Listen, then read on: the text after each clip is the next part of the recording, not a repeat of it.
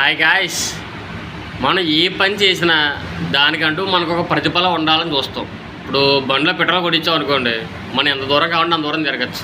మనం కొట్టించిన పెట్రోల్కి మనం తిరుగుతాం కాబట్టి అది మనం ఇచ్చేదానికి మనకి ప్రతిఫలం వస్తుంది. పొద్దున సాయం దాకా పని చేసాం అనుకోండి, దానికంటూ ఒక జీతం వస్తుంది. ఇలాగా కొన్ని ఉంటాయి, మనం చేసిన ప్రతి దానికి కూడా అవసరానికి మనకి ఇలాగా ఉపయోగపడేలాగా.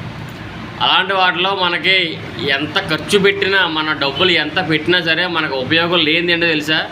ఇప్పుడున్న మాల్స్. అర్థం కాలేదు కదా? మీ ఇంటి చుట్టుపక్కల ఉన్న కిరాణా కొట్లు, చిన్న చిన్న వ్యాపారస్తులు ఎవరి దగ్గర అన్నా సరే, నెల మొత్తం మీద ఒక 1000 రూపాయలు మాత్రమే మీరు కొన్నా, మీ ఇంట్లో ఏ పెళ్ళో పేరంటకో ఏదన్నా వచ్చినప్పుడు మీ దగ్గర డబ్బులు లేకపోతే వాళ్ళు మీకు అరివిస్తారు.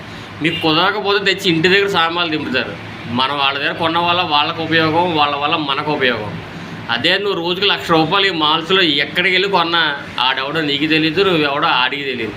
కనీసం నువ్వు అన్నీ కొనుక్కున్నాక క్యారీ బ్యాగ్ కూడా 15 రూపాయలు పెట్టి నువ్వే కొనుక్కోవాలి.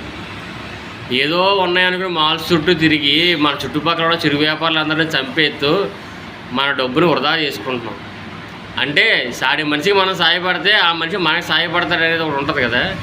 అలాగా మన చుట్టుపక్కల ఉన్న వాళ్ళందరినీ మనమే చంపేసుకుంటున్నాం. రేపు అన్న రోజు మన దగ్గర 1 కోటి రూపాయలు ఉన్నా సరే సాయం చేసే మనిషి మాత్రం ఉండకపోవచ్చు.